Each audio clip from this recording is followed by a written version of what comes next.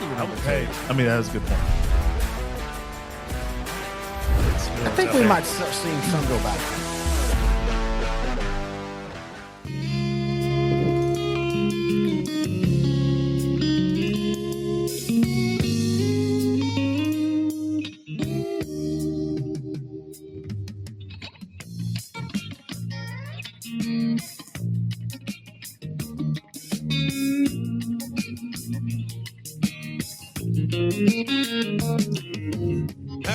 It's finally time to start talking football. Hello, everybody. Terry Bennett, Grant Goodwin, Sideline to Sideline on L4 Media, also on S2S Sports Network, brought to you by SI Designs and Printing. We'll be talking more about them. You saw their commercial to begin things. But before we do all that kind of stuff, Grant Goodwin, how are you doing, buddy? Doing well. Thank you.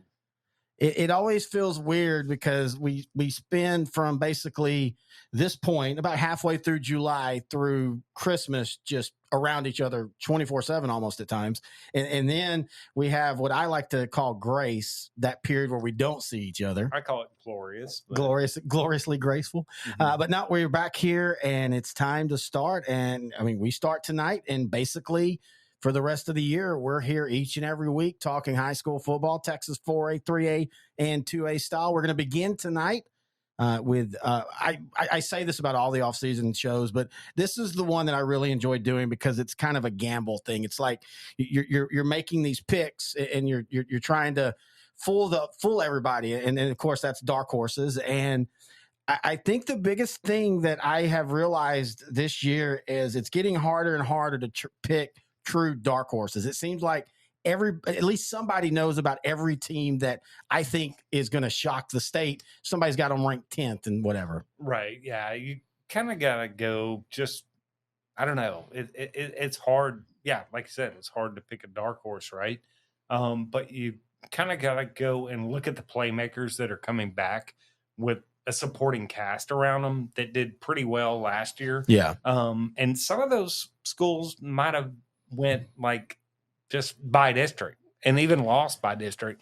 But you think with another year, some of these guys can really make some headways deep into the playoffs. Now, is that quarterfinals, that semifinals, or finals? I don't know. But I think our dark horses, all the dark horses we will have listed, will have a shot at least at the region semifinals. Well, and you know, you brought up a good point. Some of these you kind of start to see at the end of last year. Mm-hmm. Like Panther Creek. That's a big one now that everybody's starting to talk about. And that's one of those where you could see, you knew going in because they were a new program, but they're really pulling from 5A almost already. But you could see by their play last year at the end of the year. So some of these that you think. That's Frisco Panther Creek. Frisco right? Panther Creek. Okay. But some of those you kind of start filing away as the season goes along from the year before. Right. And like you said, some of them you just know. Some of them you can just tell, like, yeah, they're just a year away. Or the ball bounced weirdly at the wrong time for them. But if they can, you know, and the biggest thing now is keep them together because, you know, folks, like it or not, Neil's about to be a thing in Texas high school football. And when it does, it's going to change some of that things. And it will affect some of the 4As and 3As that are around the Metroplex. I don't know many that'll just completely uproot. Well, I say that, but it's Texas high school football. It wouldn't shock me if a 6A team in Dallas knows there's a 3A quarterback in Southeast Texas that they could go get. It's going to be interesting. I don't know if I like that. And, you know, honestly, I just want to operate without even that being a thing right now. Yeah, enjoy it while we can type of deal. We'll cross that bridge when it gets there. If this is the first time you're hearing us, that is Grant Goodwin. I'm Terry Bennett. This is Sideline to Sideline. We cover 4A, 3A, and this year we are adding 2A to that, and we cannot wait for that. And we just talk each and every week during the season, and yes, on July 12th, we consider this in the season because we start our off-season shows. We'll have the toughest district, the toughest region next week. We'll have tier show. And then August 5th, we've got it in our schedule, so be ready after August 5th. That's when we do will be our 17th annual Big R's preview show where we talk every district in all the classes of 4A, 3A. 17 years. 17 years, brother. We've outlasted about 3 of our marriages on this one. Right? We actually have. Yeah, I mean, we really have. No, we joking. And by the way, congratulations on your engagement. Yeah. So we'll see. We now have another competition. Can we outlast that marriage? Well, we'll see. I mean, been trying really hard on this one. So Why are you winking when you say that? Oh yeah, that's right. And by the way, if you're watching us on YouTube, this is technically our second YouTube video, but this will be the first year that we're doing all video for these shows, and it is a little different. We were joking about it, but it's not like we were sitting here naked during our shows, but were we though? I mean, you'll never know. But it is a little different now because you've even said it a couple times. You got to remember the cameras are always on you at all times. Yeah. And we do want to thank Taylor Lee. He's going to be our producer, our director, and our editor this year. He's going to be doing that. Now we still are going to have our audio only. You can find them at s2ssport.com or s2sgrantandterry.com. And they're always going to be there. They're already on every podcast platform if you want to sign up for those, or you can find them on Facebook, Sideline to Sideline, on Twitter at Grant and Terry. We're going to still post all those as well. We just thought the video is going to add to it, and it'll help us when we start getting some video on the road. We can incorporate it into our shows now, and I think that's going to be a lot of fun. And we want to thank our title sponsor. You saw their commercial to begin things, SI Design. As you saw in the commercial, they do big colleges. They come in, they do the wraps. The wraps are the big thing now. You put a wrap on the door and you put a wrap around the wall. We've seen some great ones. I can remember Midland Greenwood had that great door, and I remember you got a picture of it. And Kyle and them do all that, but they also do custom sports prints. And custom sports print is for you, the fan. If you have a child that plays and you want to get great memories of that and put it up on the wall, all you have to do is you upload your picture, and it has to be high quality. You upload their picture, and they'll take care of the rest, and they'll get you some 14 by 18 custom vintage sports prints, custom design trading cards. A lot of schools are already starting to give these away like senior gifts, like the University of Maryland Eastern Shore volleyball team. They did that. So did Harding University's softball team. And they're just really cool. So go check them out online, sidesign.net/sports prints, or just go to the website and look up on the top and you'll see sports prints. You can also find them on Facebook at SI Design Print. Find them on Twitter, SI Design Print, on Instagram, all the same name. And tell Kyle that you heard about them through us. You can also give them a call, 254-405-9492. All right, so what we're going to do tonight is we're going to be doing our dark horses, and that's just basically where we talk about who we think are teams that are kind of on that fringe of being well-known for the year. And we think that they're going to have a big year. And before we do all that, though, we're going to do it for 4A, 3A, and 2A all in one show. We got our Dave Campbell's. And just your initial thoughts. I feel like from what I've read, I feel like since Matt Steps and Greg Tepper have really taken over the magazine side, I think the magazine is almost back to where it was in the glory years of the 80s. There were some times in the early 2000s that you kind of felt that they were just trying to get stuff out to be sold. But I really do feel, and we're not just kissing Steps' butt, we do like him and we've worked with him before, but legitimately, I just feel like this has become, in the last 5 years, I feel like it's back to being the go-to to really check out your information. Yeah, and you can really kind of tell in the lower classifications because some of the write-ups are a little bit more detailed. Now, there's some, there's some districts that just have no information coming back from the questionnaires that, they really can't write in detail, right? You have to go off all district lists, all state lists. And that's the thing. And all that kind of good stuff. But I think for the most part, they are doing a really good job in the lower classifications. Now, they had always done a good job up until a few years ago. I think, I don't know if it's before Matt and Greg got there, but it's gotten a lot better. Yeah, I think what we were doing with Step for Old Coach was just as good at that time. Mm-hmm. And we did learn. That's the one thing we learned because we wrote for Old Coaches magazine, which was the same format. Mm-hmm. It's very reliant on the information that you get from the coaches. And a lot of it is because after that, you do have to go out and find the all-state list and the all-district list and all that. So. And to top that off, to say with 2A this year, give us some time. We're learning, the way we get this in 4A and 3A is Grant and I, Sundays through. It's the whole reason we don't record on Mondays is we're just finding information, finding it, whether it be articles, what our fans tell us, videos we find. And in 4A and 3A, we've literally worked for 17 years to get our informants. We've got to start that over with 2A. So again, if you want to email us information about your team each and every week, and you're a 2A fan or 4A and 3A, email them to us. Terry, Grant and Terry at s2ssport.com, I think is what it is. Mm-hmm. I've got to get used to going to that new one. I keep trying to go to the other one. It keeps telling me we're locked out.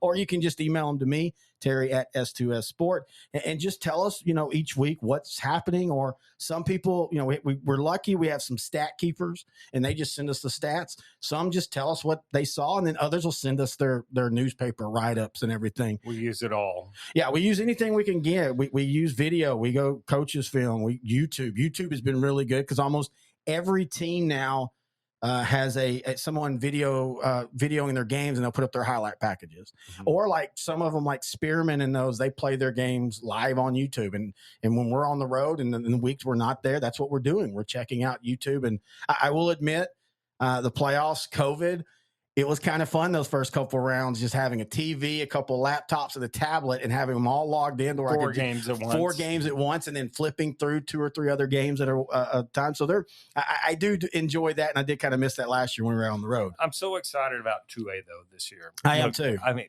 just going to Timpson and Beckville game, first game of the year Thursday. Hawley and Albany, something like that. Yeah. I just so psyched. Oh yeah, it's gonna be adding a different flavor, and it's gonna help us because there's been a couple weeks every year. I say a couple, sometimes there's 3 or 4 where we either just don't end up going to a game, or we just have to pick a game just because there's not any good games around that in 3A or 3A and 4A. Yeah. And unfortunately, people don't realize district plays a lot like that. Yeah. Non-district now, you're going to get better games because we're in an era where coaches are trying to play better teams. In district, you have to play the district you're in. And sometimes you get a district like Brock's district where there was 3 teams that were all really, really good, plus 2 others that could beat anybody.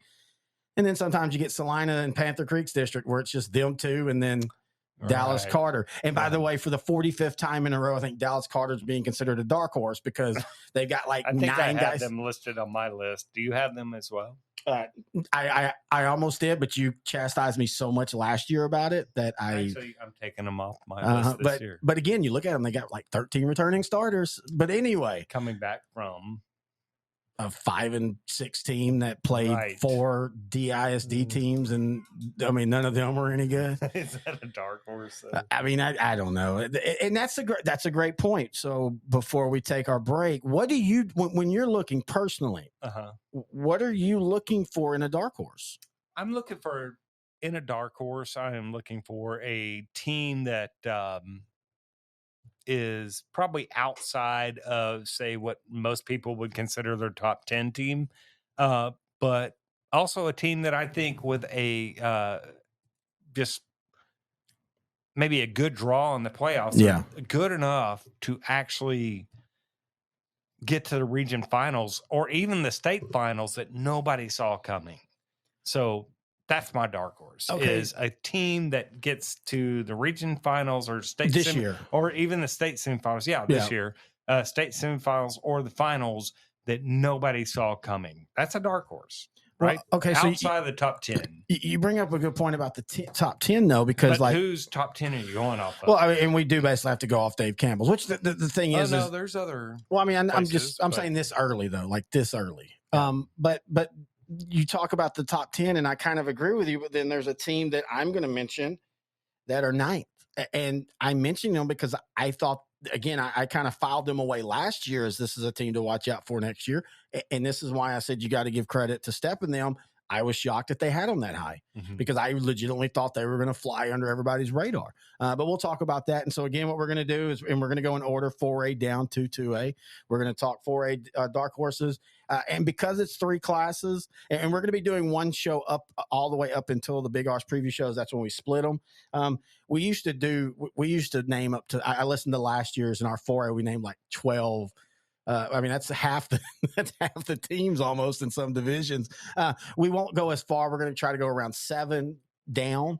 And also, I think it's a little bit more exclusive if you're just not throwing teams out, which I know that's what we're still going to end up doing at the end because that's what we always do. But we'll do all that. I'm very serious about this dark horse show, though. Look, I'm a dark horse. I've been a dark horse my whole life. Right? I have. I mean, look, I used to get taken out to celebratory dinners for making a B. So, like, I remember one time in math when I was a kid, Like, all right, let's back up real quick. I'm going to tell this quick story, and then we can go to break. No all problem. Right? So when I was little, years and years ago, I was taken to the Texas State Fair by my parents, right?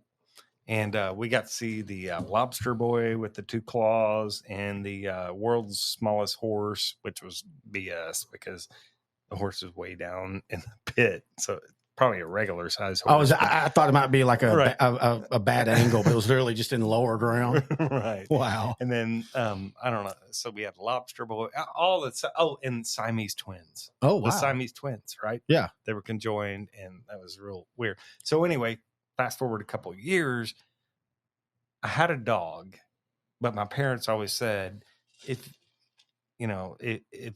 you get a B in math or whatever, it was a B, not even a B, because I'm pretty dumb, right? You can have anything you want, right? And I was like, well, I want a cat. I already have a dog. They're like, all right, if you get a B, you can get any cat you want, any type of cat. All you right. did it, right? Mm-hmm. Somehow, probably said, got a B. And I said, well, after seeing the Siamese twins, I want a Siamese cat because I get a 2 for 1. Oh. Yeah. Well, so I made that B. Cat shows up. It's one cat. Pissed. Oh, you're pissed? Oh, yeah. Did you throw the cat out? I wanted a conjoined cat or something. You're a weird dude, man. Yeah. Well, it's taking me 17 that cat, years. Though, had gotten run over on Houston Street in Roy City 2 weeks later, so it didn't matter. Oh, I thought you meant before your parents gave it to you. I was like, wow, that's had even it for meaner. a couple of weeks. Oh, wow. It got ran over. Way to end the story with you killing a cat. Yeah, and I think I had to go scoop it up with a stick. And on that note, we're going to take a break. And when we come back, we start our dark horse and we kick off the 2023 season right here on Sideline to Sideline, brought to you by SI Design. Is your demanding work lifestyle in need of fire-resistant clothing that can keep up? Well, L4FR clothing should be your go-to for quality, affordability, safety, and style. L4FR was founded by a third-generation oil field worker who is also a veteran. Thus, this company has a deep appreciation for reliability and longevity, all while we provide first-rate customer service. Our durable apparel will serve you well for many years to come, whether you're working on a pipeline, a lineman climbing utility poles, or in any other environment requiring fire-resistant apparel. L4FR has you covered. Our apparel is tough enough to resist hazardous conditions while still providing high comfort and style. L4FR provides clothing options to ensure your safety and comfort, whether you're on the job or not.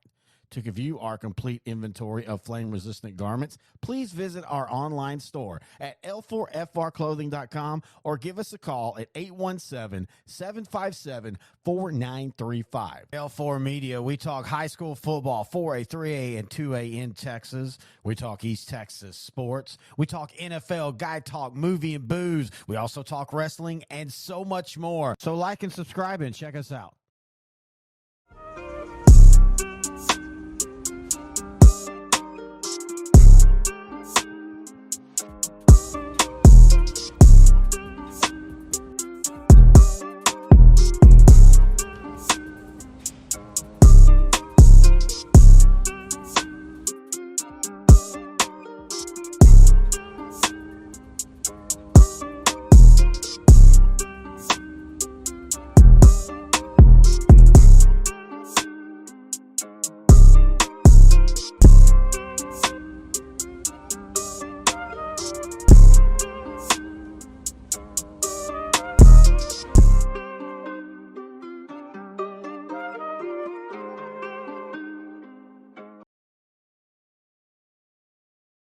The Northeast Texas Sports Network is dedicated on delivering the most entertaining sports broadcasts in East Texas.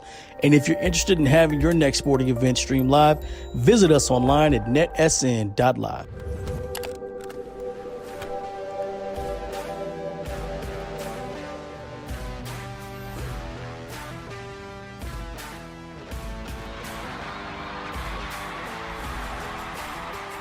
Hey, I mean, that was a good point. I think we might start seeing some go back.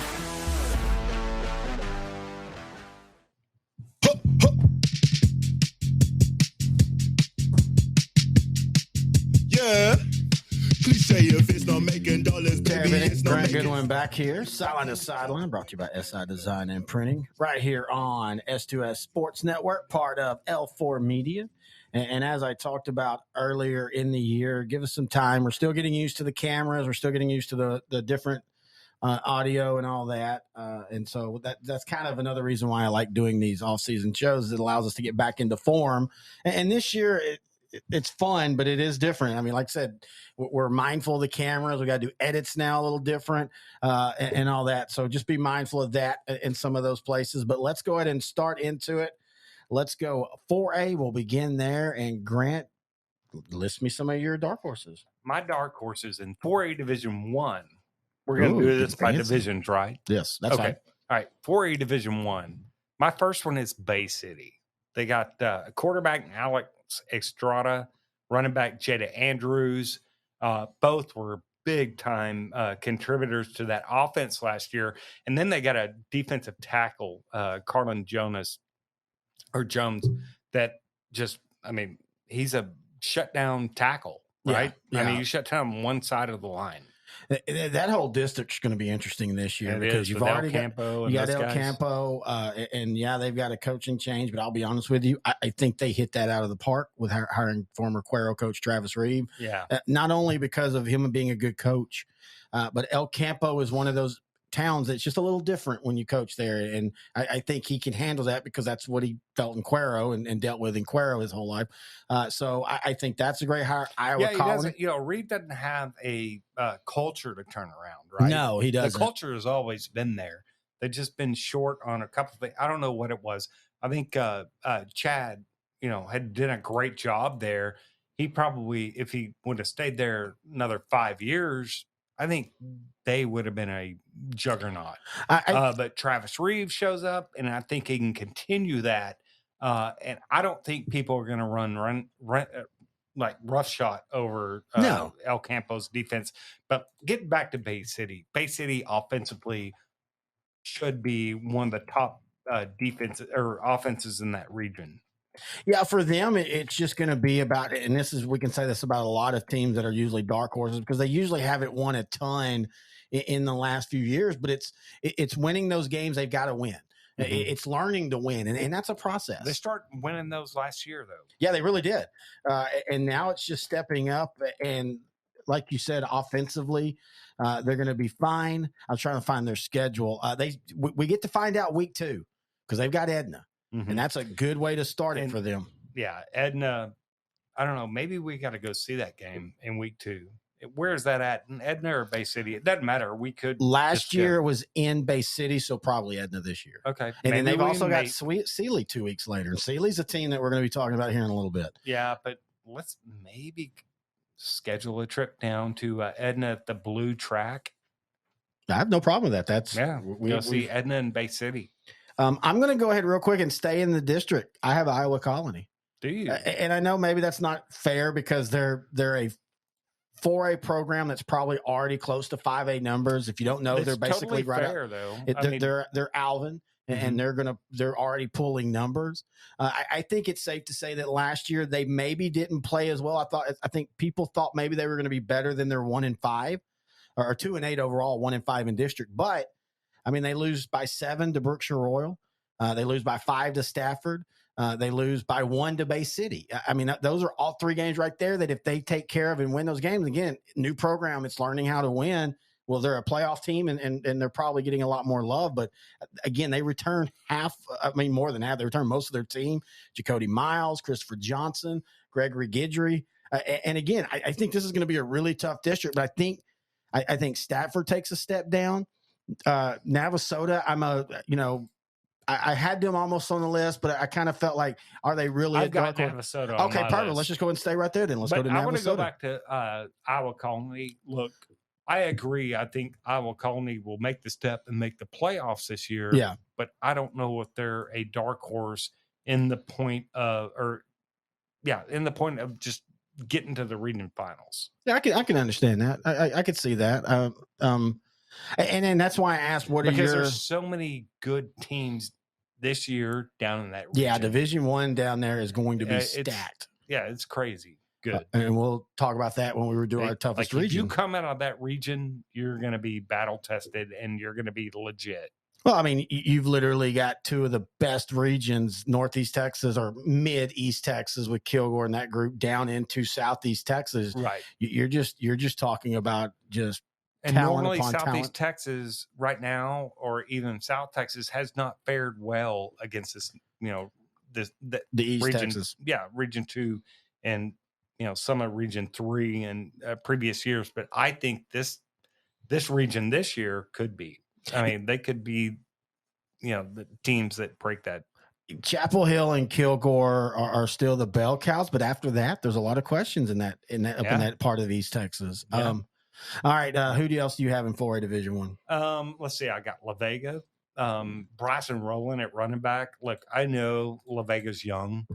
Their defense gave them fits last year, but Bryson Rowland at running back should probably be one of the best running backs in 4A, if not 4A, 3A, 2A, even into 5A. I mean, Bryson Rowland's just the man.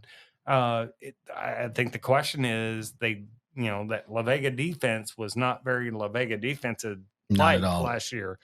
They usually have a really fast defense. Last year, defense kind of failed them a little bit. They don't have a lot returning on that defense. But if they can find some young guys to step up on the defensive side of the ball, I think La Vega is going to be very tough to beat this year. It's weird calling them a dark horse. I mean, this is a team that just a few years ago was winning. Many times have we said it's the times when La Vega is not expected to do anything? Don Hyde and that group just pulls the best out of the young kids and makes them into, household names when it comes to, Texas high school football. So I think La Vega could be that team that breaks through. Yeah, I'm just still worried about that defense. Is it just because it was youth, or do they have, actual talent deficiencies? But even if it was youth, a lot of that youth, I think they got like 4 or 5 returning starters from a not even maybe average defense. Yeah. And now let's remember one thing, though. Dude, they played a tough schedule last year. Oh, they did. A murderer's row schedule. They beat Kennedale to begin the year, which is who beat them at the beginning of the playoffs last year. But they lose to Waco Connolly by 1. They lose to Midlothian Heritage 41-14. They lose to Lorena 14-16. Beat Yoakum. Lose to China Spring. Beat Alvarado, a team that's on my list. Play Stephenville back and forth and end up losing that one late. And then Kennedale, and let's remember, when Kennedale beat them, that was an upset.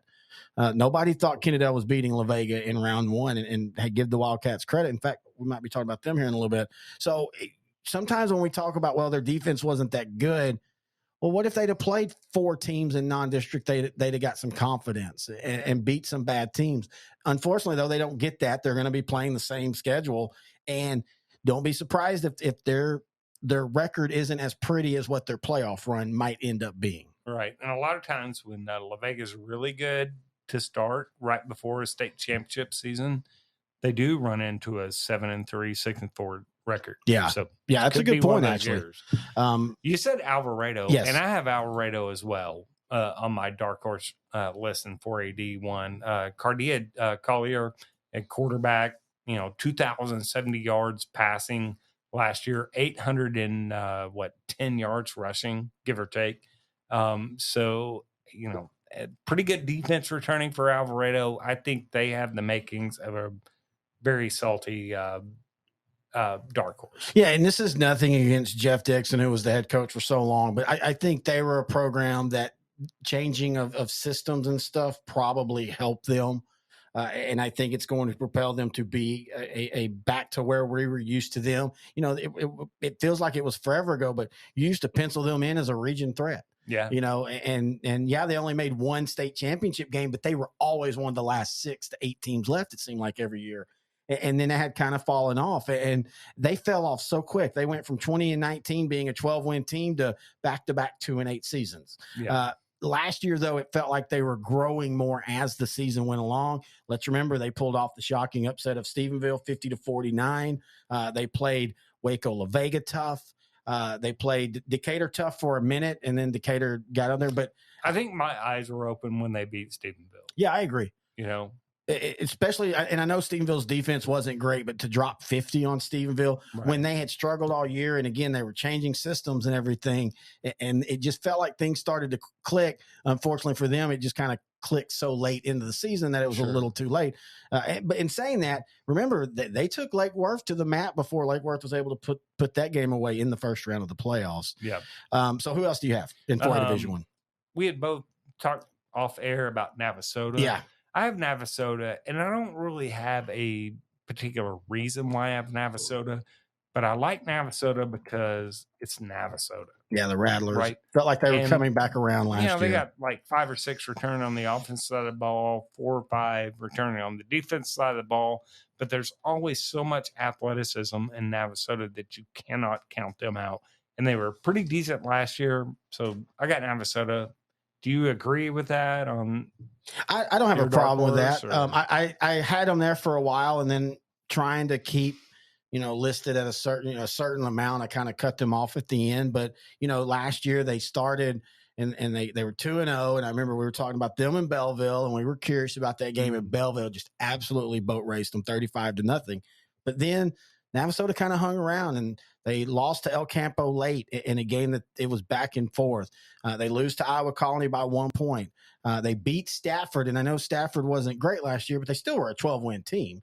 And then they lost to Brazosport. And remember, that was that if they win, they got in.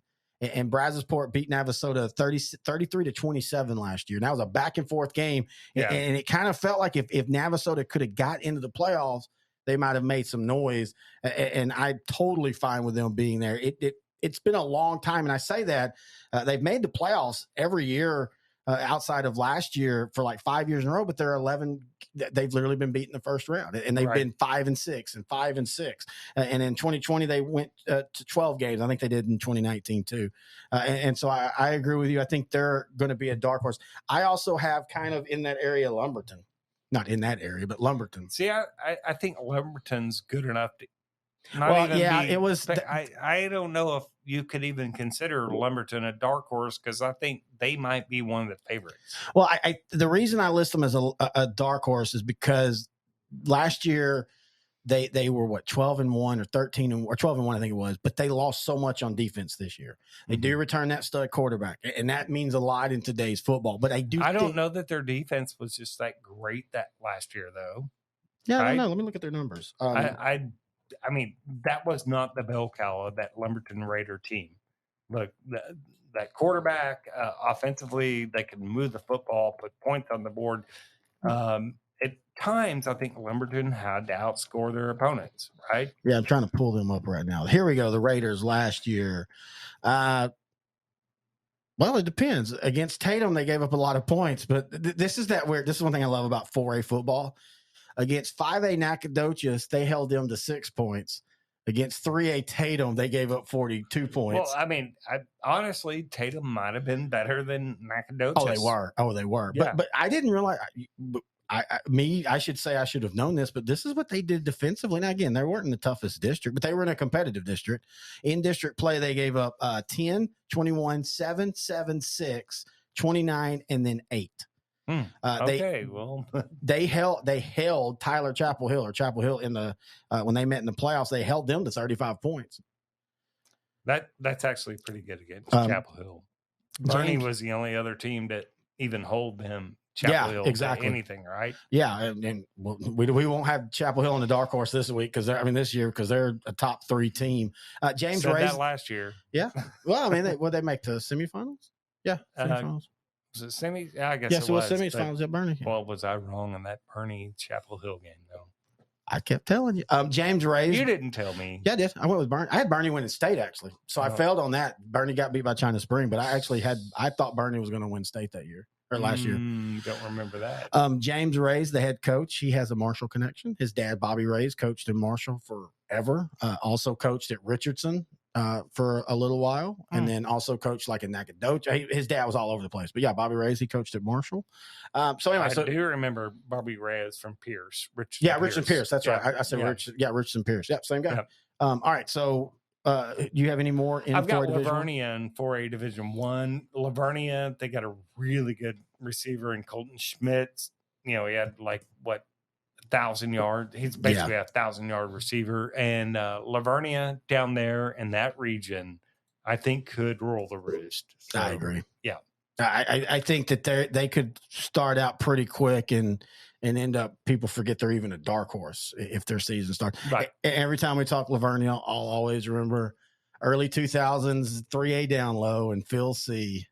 I'm assuming he's probably he's passed done. on. That was always one of his talent at schools. He loved to promote them. The Tour de France guy. Right? Yep, the Tour de France guy. Not Biker Fox though. You know, Biker Fox is in Tulsa now. He's always been in Tulsa. Well, yeah, but I mean, like, he went to Austin for a little while, and then they basically kicked him out, and then Tulsa's tried to kick him out. Anyway, old stories. You can do better than emulating your life. I'm going to go. We brought it up. I'm going to go Panther Creek. You know, last year they were 3-8, but they were 3-3 in district. They returned. That's Frisco. Yeah, Frisco Panther Creek. They're in 7-4A Division I, which, by the way, we will have a 7-4A Division I show this year, where I will be talking to coaches around the district each and every week, and you might come on a couple times, and we're going to have Matt Stepp on, Matt Diggs, a couple others. But, I mean, they return everybody. And Clint Surratt and them. I kind of felt like I felt like that they were actually going to kind of maybe do a little bit better last year, but once they hit district, they kind of figured it out. And again, it does help that the district they're in, but just like in the playoffs they're in, if they can get second, maybe even first, if they upset Salina, which I don't know if it would be an upset, I think they have a chance to make a good run. They better be pretty salty offensively to upset Salina this year. Oh, yeah. Because Salina's defensive front is going to be a beast. Now, Salina's going to take a little bit, maybe a step back offensively, maybe not. I don't know. But I know that Salina defense is going to be really, really good. Yeah, talking to somebody that knows them well, he said they reminded him of that Pleasant Grove front four a few years ago. Which, by the way, there's another Jackson kid on Pleasant Grove, the brother, and he might be more athletic, not quite as big. Pleasant Grove might be the most loaded team this year, and they might not even get out of their region. Well, I mean, they might, and there's a good possibility they might, but yeah, it's because they're in with Carthage. It's the same thing with Gilmer a couple of years down there with Gilmer. Well, yeah, Gilmer. Well, I think Pleasant Grove's better than Gilmer this year. Right now, I mean, we're all talking. I think so too. I think Gilmer might take a step back offensively this year. We think, but you don't know because every year. That's a good point. They're different. Now, I have a dark horse. Since we're kind of talking East Texas, they don't really fit what you're thinking of a dark horse. For me, this is more of a program that has been down the last few years that I think could bounce back the quickest. And that's Henderson. Yeah. Because they have a coach in Clay Baker who is a Henderson kid, born and raised there, played baseball, played college baseball, was down at Price Carlisle and had them on the edge of being a title contending team. Carlisle's been pretty salty the last 10 years. And they're going to still be good too. He left that cupboard full, but I could see them with a Henderson team that you and we talked about every week for 2 years. Hey, he's actually doing a coach's show. Not my choice. Yeah, not my choice, but he's doing a coach's show this year, right. So we don't have to worry about it. But the issue hasn't been athleticism or talent. It's been depth, and it's been honestly locker room chemistry. Yeah. And Henderson had kind of got detached from that. And they just had some issues. I mean, you literally had a defensive coordinator like quit in week 2 and burn down the field house, not literally, but figuratively burned down the field house as he went. East Texas, so I mean, that could have happened. But I think that they're a team that could bounce back, and that is. So we talked about that region. That region is really good, but there are holes inside that if you finish third, it actually might be a better path for you than if you finish second in your district or first. And so I could see Henderson being a team that if they buy in real quick, get a couple wins. And once again, you look at that district, it's Chapel Hill, Kilgore, and Lindale. But then after that, it's a crapshoot for that last spot. Wide open, yeah. And I don't even know how much Lindale is really – I mean, Lindale's got a lot to replace offensively. Now, they do have a good core coming back defensively. But, I mean, it's not an Eagle team that's loaded with 7 starters coming back. So, again, we'll get to see about Lindale in the first week. Yes. As I think they take on Kaufman, who's kind of in the same boat. They got some playmakers back from a really good team last year. So we'll know a lot about Coppin and Lindale after the first week of the season. I almost had Kaufman, but there's just too many questions at some of the Yeah. positions. Still, Kaufman has one of the best linebackers in the state, though. I will say that. Yeah, and they have a really good quarterback who's just a junior this year, Ty Burleson. And you look at that district, and outside of Anna, here's my next one, Sulphur Springs. Now I'm cheating because I had Sulphur Springs last year, but they fulfilled your they went dark horse 7-4. Yeah, and they lost in a crazy game against Carter where they were leading for most of that game, and then Carter scored late. So I give Carter credit; they won a playoff game. But that team, Brandon Faircloth, he came in last year, was his first year there.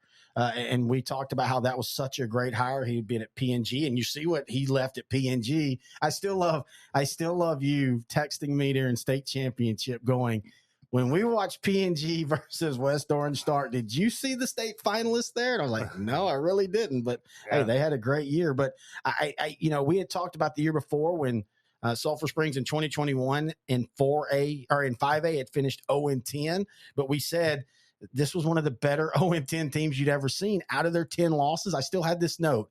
Out of their 10 losses, they led in 8 of those games into the second half. That's crazy. And that's how they were the year before. Yes. They lost most of their games by 6 points or less. Yes. And so last year they figured it out and they started winning. And I think they'll continue that this year with Brady Driver at quarterback, Austin Chaney, a really good secondary. And I just think Sulphur Springs is one of those, I said it, when they move down, if they stay in 4A long enough, they have a chance to become a region threat.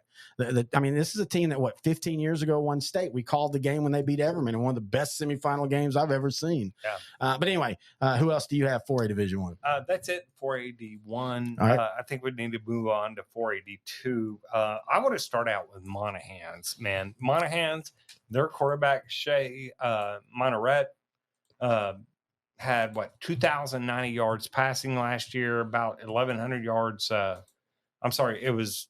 think it was 2,400 yards rushing, and then about 1,400 yards passing last year. When you look at a playmaker like that on a team like Monahans that's out in Region 1 that has some maybe speed issues on the edges, that's a hard team to defend, right? And when you look at the bracket that would be out in Region 1, you can't sit there and pick anybody past the second round that could really take them out. Yeah, I agree. And I know last year they went 10-4. So you go, does they count as a dark horse? I think they do, simply because the path that in that first few rounds, they weren't playing teams. It wasn't a strong region. That's what I'm trying to say. I think they're better prepared this year. Plus, I think the region's a little bit different if they do make it to Glen Rose again. And when Glen Rose beat them 62-14 last year. That's probably going to be the matchup again this year. I think that, yeah. Glen Rose now is without a quarterback that did everything on that team. They still got a lot coming back, but that quarterback did a lot. So I think Monahans will match up with a Glen Rose team back in that region. Maybe it doesn't favor them, maybe it doesn't favor them very much, but I still think they're more evenly matched than last year. All right, Sinton in 4A-D2. I think Sinton is a dark horse because they're in the region they're in and they got a lot of athletes. I don't have one to just point out and just highlight, but I think Sinton, with what they got coming back from what the team they had last year, is going to be pretty solid. Well, they have maybe the 3 best wide receiver core in the state. When you look at Jacoby James, he's 6'3", Colby Helstein, he's 6'3", and then Nick Flores, he's the 5'10" slot. Mm-hmm. Do they have a guy to get it to them, and do they have a defense that can slow people up if that offense isn't having their own night? Well, and the biggest thing is offense, our quarterback. They've got a couple guys that are going to be playing, fighting for the position. But it is helpful when you have 3 guys that you can hit. And let's remember, Sinton is a team that's won a ton of state championships in baseball. They know how to win, and that matters. And a lot of these guys are playing both sports. And it's only carried over once, though. What do you mean once? Well, when Alan was there. Oh, yeah. Yeah. They made semifinals. Yeah, I think semifinals is the furthest they've ever made. Well, they made one title game appearance, but I think that was way back. Their biggest issue has just been, honestly, is they're in an area where their district is okay, and they immediately go right into, like last year it was Lago Vista, or it would have been Wimberley. It's that district, and so Right. that's the biggest issue for them is Which that they are can more favorably this year. Yeah, I think and if you- everybody on that side Takes a of the step back. bracket takes a little step back. And if you get past that first round, you then can go a long way. But to win district last year and have to play Lago Vista, who technically was the third place team in a district, which if you saw the game, you knew that Lago Vista wasn't a third place team, and you saw that as how far they made it in the playoffs. But yeah, I agree. For Sinton, it's got to get over that first round hump. Let's stick down there, because one of the ones you saw, which I agreed with, was Brookshire Royal. First off, it would be great if the Falcons are back. I miss the Brandon Williams at running back days. I miss the going to pregame dinner outside of Brookshire at Repka's. Oh yeah. my gosh. Out in the middle of nowhere, outside of Brookshire, and you go get catfish with crawfish etouffee poured on top of your catfish. And it was in a little shack, and I think it's still there. Oh, that sounds so wonderful. Maybe right we now. got to go to Brookshire game just for that. Even though they are a dark horse, and Ashton Robinson at quarterback is one of the reasons, and Zakai Anderson at running back. Those are two big playmakers for Royal. They got a lot coming back on defense. I think the Falcons are going to be a tough out in the playoffs in that region. Well, and this was a team that last year started 4-0. And we're getting our attention, and we were starting to. So when a team comes out of nowhere and they start out good, we start to kind of go, okay, let's see how they do in these next couple of weeks, and then we'll. Didn't they have some move-ins from Katie though? Yeah, there was something weird like going that. on. It's there. kind of weird, Yeah, right? it was something this weird. team that we're considering dark horses there's no move-ins that we know of that are ineligible from Katy. So yeah, it was weird, but they do have a lot coming back from that team that are eligible. Right. That are eligible, sure. And so, but yeah, again, Belleville was our team last year. That okay, if you play Belleville well, then we'll come see you. And then Belleville beat them by like 48-0, and so we kind of put them off their list. But that they bounced back, and they ended up having a 9-2 year. And I mean, this is a program that. Until 2021's 4 wins hadn't won over 3 games in like 8 years. Right. And so even getting to 9-2 last year, Since that's that running back, Brandon Williams. Yeah. They went to Oklahoma, Oklahoma, right? and washed out. Yep. Man, I do that miss. That was a great Brookshire team, by the way. I do miss that era of high school football where you had the back who was pulling in like 400 yards, a game, and just he'd be 90% of the offense. I do miss those days. And there was nothing you could do to stop him. No, you exactly. could load the box; it didn't matter. Exactly. Yeah. All I needed was a sliver. I want to stay there in that area though, because I want to throw in Sealy. Sealy last year was 7-5. Wait, Heimlicke, the quarterback, is gone, right? Yeah, and a lot. He was a lot of that offense. Oh no, he was, but I don't know, man. I would say 90% of that offense. Oh, at least. But they also had a coaching change. Shane Mobley left at the real late. Man, there's been more late movement in coaching than we've ever seen. Usually, you see this on realignment years. Yeah, I think part of that's also you're starting to see. You and I were just talking about it. Politics, the way education's being attacked now. I think a lot of people are wanting to be like, you know what? I want to get into a spot that I'm comfortable with, and I just want to stay there. Or like Mobley, I just want to become AD. I can't remember where he left now. He's the AD, and they've also got a head coach, a coach, which is weird to me. But they hired former NFL player Clint Finley. He's the new head coach of Sealy. Now, my only question I did not know this. Yeah. My only question is how he's never been a head coach before. Not that doesn't mean he can't do it, but I mean, he's never been a head coach before, and it is different. And I think sometimes people are Clint Finley. Yeah, Clint Finley. I said Clint Finley, didn't I? Sometimes people are, as a former NFL player, think it's going to be a lot different than it really is when you're the head coach. And so I think that's... Hello, Deion Sanders. Yeah, hello, Deion Sanders. and everything that he does well in Colorado, he basically learned because of the mistakes he made at Prime Prep. And he almost got his foot cut off because of that, I heard. I don't think... right? I don't think that's how it works, but I like that. Oh, okay. I'm going to go with that now. Here in Texas, if you cheat, we cut your foot off. I don't know. It's just the same logic I used when back in the 80s, 90s, when people were like into diving, right? And wanted to go into like diving into the ocean? Diving, like Olympic diving. Okay. And I knew this guy that got AIDS from diving. He did not. Greg Louganis did not get anyway. Wow. He did. Wow. First video show full on, and we've already got to that. Cause, effect. Oh, there you go. On Craig right. Louganis. All right. So who else do you have in 4A Division 2? All right. I've got, did I say Divine yet? No, you didn't. Okay. Ethan Santos at running back, 1,300 yards rushing. Gabe Escobar at running back was also really good. Then Madisonville, a team we saw. All right. Madisonville has 2 running backs coming back.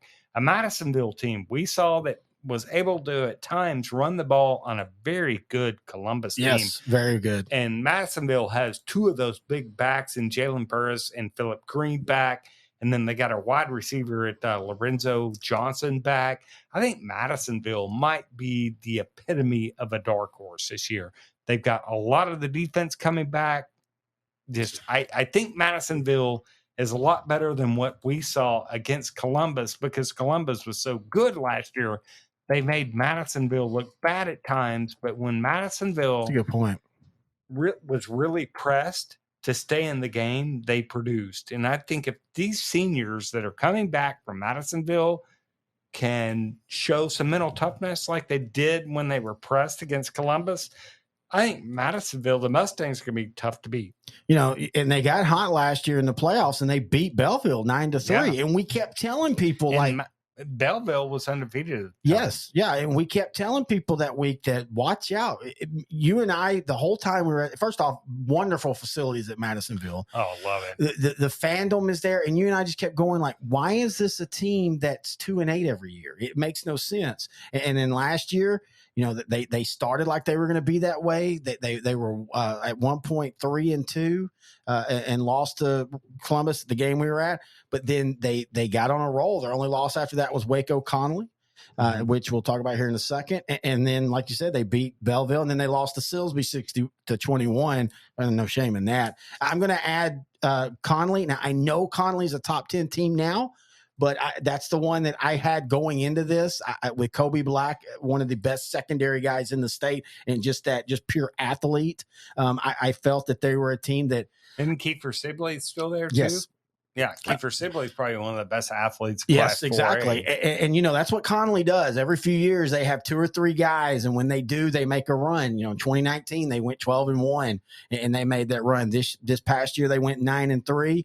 Lost to Hampshire Fannet in the playoffs, 33-30.